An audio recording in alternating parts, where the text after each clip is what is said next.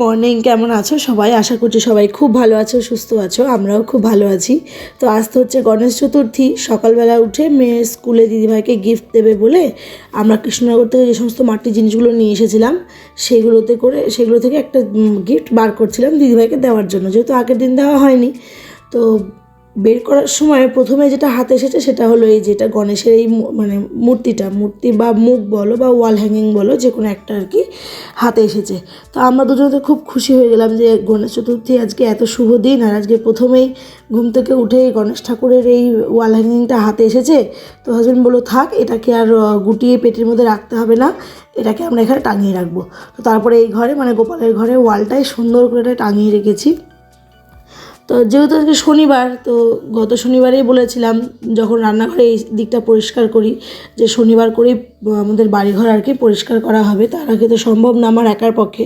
তো আজকে ভেবেছি রান্নাঘর তো শুধু কৌটোকাটিগুলো পরিষ্কার হয়েছিল, আজকে বাড়ির যত ঝুল তারপরে ওয়াল টোয়ালগুলো সব পরিষ্কার করব, গ্যাস ফ্যান পরিষ্কার করব, আর হচ্ছে ওই ওপরে গ্যাস রান্নাঘরে যে উপরে তাকটা আছে সে তাকটাকেও পরিষ্কার করব। এটাকে না অনেক দিন থেকে পরিষ্কার করা হয়নি। তো চলো এইগুলো আগে এখন নামিয়ে নেবো এক এক করে ওইখানে, কারণ এগুলো না নামালে তো পরিষ্কার করা যাবে না। তো সব কিছু এখানে নামানো কমপ্লিট, তাকটা একদম মানে খালি করে দিয়েছি। আর কি অবস্থা দেখে চলো, ওই প্যাকেটটা আমি সরাতে পারছি না কারণ ওর ভেতরে দুটো টিকটিকি ঢুকে আছে, সেই জন্য সাহস করে আর প্যাকেটটা হাত দিতে পারছি না। তো তারপরে এই তো তোমার হচ্ছে সমস্ত জলের জারটার যা ছিল ফ্রিজ ট্রিজ সব এদিকে সরিয়ে নিয়েছি। সরিয়ে নিয়ে হাজব্যান্ড মাথায় একখানা গামছা পরেছে, মুখে একটা মাস্ক পরেছে, পরে জোর তার শুরু করে দিয়েছে একদম পরিষ্কার পরিচ্ছন্ন করা। তো এদিকে আমার ওর যা যা লাগবে সেগুলো আমি দিচ্ছিলাম আর কি, যা যা চাইছিল। আর আমি এদিকে ছোটো ছোটো কাজ যেগুলো, যেমন ধরো হচ্ছে তোমার ঝুল ঝাড়া, সুইচ বোর্ড পরিষ্কার করা, এগুলো সব করছিলাম। তো তারপরে এখানে দেখো ওই রান্নাঘর পরিষ্কার করতে গিয়ে একেবারে মানে বলে না যেটাকে হুলুস্থুলুস কাণ্ড হয়ে গেছে। যা যা ঝুল ঝেড়েছি সব আমি এখানে নিয়ে এসে ফেলেছি। আর এদিকে পুরোটা সার্ফের জল পড়ে ওখানে ধুচ্ছে, আর গড়ানটা যেহেতু এইদিকে পুরো সার্ফের জল পড়ে একদম ভেসে গেছে। ভাগ্যে সে মেয়ে নেই। আর ওইখানে দেখো সুইচ বোর্ডটা পরিষ্কার করেছি। মেয়ে নেই বলতে মেয়ে গেছে আমাদের ওই বাড়িতে, যেহেতু শনিবার স্কুল করে এসে ওই বাড়ি গেছে, আজকের দিনটা থাকবে, কালকে বাড়ি আসবে। এখানে সব কিছু একদম পরিষ্কার পরিচ্ছন্ন হয়ে গেছে। হাজব্যান্ড ঢুকেছে বাথরুমে, বাথরুমটা পরিষ্কার করে স্নান করবে। আর আমি এখানে ঘর বাড়িটা দুবার করে মুছে নিয়ে ফ্যানের হাওয়াতে বসে আছি। তো তারপরে হাজব্যান্ড বেরোনোর পরে আমি স্নান করে নিয়েছি, করে নিয়ে এসেছি গোপালের কাছে অবশ্যই পুজো দিতে। তো এখন ওই মোটামুটি 12:30 পৌনে 1 হবে কি তার বেশি, আমার টাইমটা ঠিক মনে নেই। তো সেই জন্য আর ছাদে যাইনি সাহস করে, শুধুমাত্র তুলসীপত্র দিয়ে পুজো করেছি। আর গোপালকে আজকে রসমালাই ভোগ লাগিয়েছিলাম। তো চলো এখন এই ভোগটা তুলি, এবার রান্নাবান্না খাওয়া দাওয়ার ব্যবস্থাটাও করতে হবে। তো আগে দাঁড়াও, আগে ফ্যান চালাবো, তো আগে প্রদীপটা ঠান্ডা করে নিই, নাহলে ফ্যানটা তো চালানো যাচ্ছে না। তো প্রদীপটা ঠান্ডা করে ভোগটা নামিয়ে নেবো। আবার নামিয়ে নিয়ে এখন দেখা যাক কী কী রান্না করি না করি। আর এই উঁচু করে ঢালতে কি একটু ছিটেও গেছিলো প্রদীপে, তো সেই প্রদীপটা তো আর নেওয়া যাবে না, প্রদীপটা আবার মাজতে হবে। তো এইদিকে তোমাদেরকে রান্নাঘরে এসে দেখাচ্ছি যে ওভেন থেকে শুরু করে পুরো গ্যাস ফ্যান, জানালা, সুইচ বোর্ড, পুরো ওয়ালের টাইলস মানে যা ছিল সব কিছু একদম মেজে ঘষে চকচকে করে দেওয়া হয়েছে। আর এইবারে না এরকম করে প্লাস্টিক কেটে কেটে এর উপরে বিছিয়ে দিয়েছি যাতে মানে এতটা নোংরা না হয়। এরপরে নোংরা হবে প্লাস্টিকটা ফেলে দিয়ে একটু মুছে নতুন প্লাস্টিক দিয়ে দিলে যাতে হয়ে যায়, সেই জন্য দিয়েছি। তো এখানে রেখেছি আমার ডিনার সেটটা, যেটার প্লেটার বাটিটা তোমরা দেখো আমার সব ভিডিওতেই আমি ইউজ করি। আর হচ্ছে তোমার ইলেকট্রিক কেটেলটা এখানে নিচে থাকতো, তো হাজব্যান্ড বললো সবসময় নিচে এখানে রাখার দরকার নাই, এই টেবিলটা তাহলে ফাঁকা থাকবে, মানে গ্যাস যে কাউন্টারটা ওটা ফাঁকা থাকবে, এটা ওপরেই রাখো। ঠিক আছে, আমাদের বেশ ফাঁকা ফাঁকাই হয়ে আছে, ভালোই লাগছে। তো এখানে আছে কিছু ছোটো ছোটো কাচের বাটি, আর ওইগুলো আমি প্রতিদিন যেই বাটিগুলো ব্যবহার করি, আর প্লেট, কিছু প্লেট, আর ওই ডিনার সেটের একটা প্লেট বাইরে আছে, আর গ্লাস আর একটা কাপ, এগুলো সব বাইরে রেখেছি। এগুলো যেগুলো আর কি প্রতিদিন লাগে সেইগুলো এখানে রাখা হয়েছে। তারপরে রান্নাবান্না গতকাল তো সেই নিরামিষ ভোজনালয়ে গেছিলাম, এর আগে ভিডিওতে শেয়ার করেছি।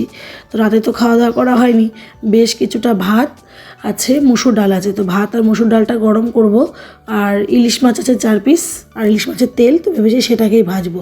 দাঁড়াও তোমাদেরকে না একটা জিনিস দেখাই।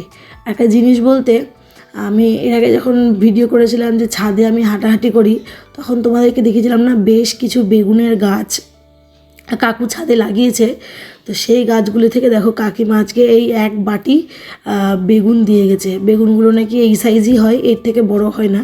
এবার এত ছোটো ছোটো বেগুন দিয়ে কি করব আমি না বুঝতে পারছি না, এটাকে শুধু ভাজা করেই খাবো না অন্য কিছু রান্না করব।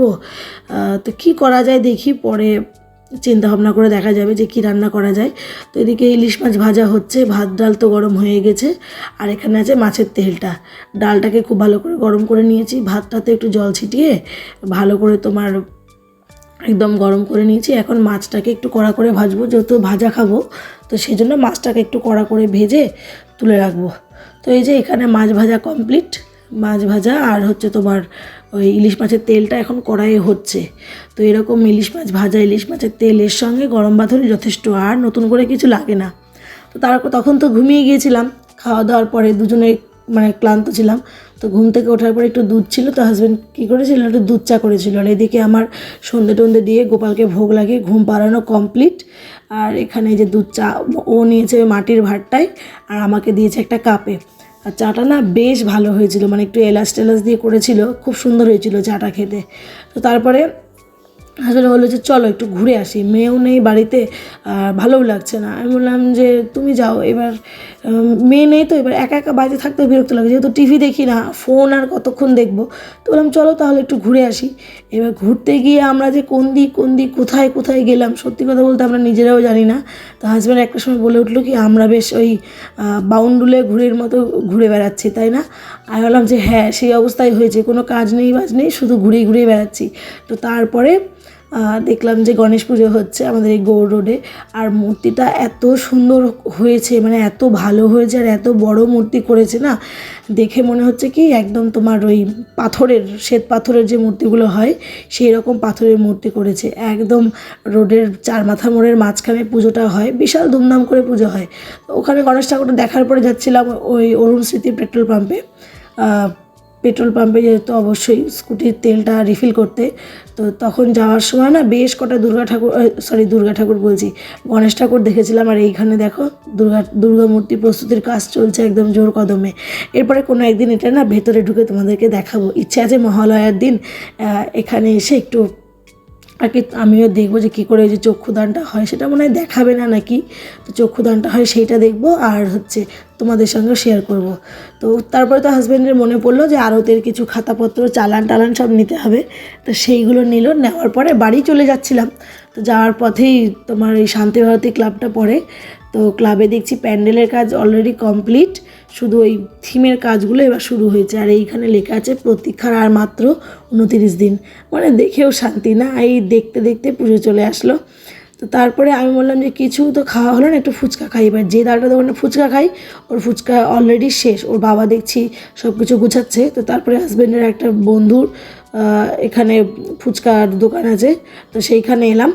এসে তো প্রথমে তো মানে ভিড় ছিল বেশ ভালোই, আর এদের এখানে সবসময়ই ভিড় থাকে। তো পেয়ে গেছি এবার পাতা পাওয়ার পরে এবার টপ বেশ কয়েকটা ফুচকা খেয়ে নিয়েছি। খেয়ে নিয়ে না ঝাল লেগে গেছিলো, ওই জন্য মুখটা আমি ওরকম করছিলাম।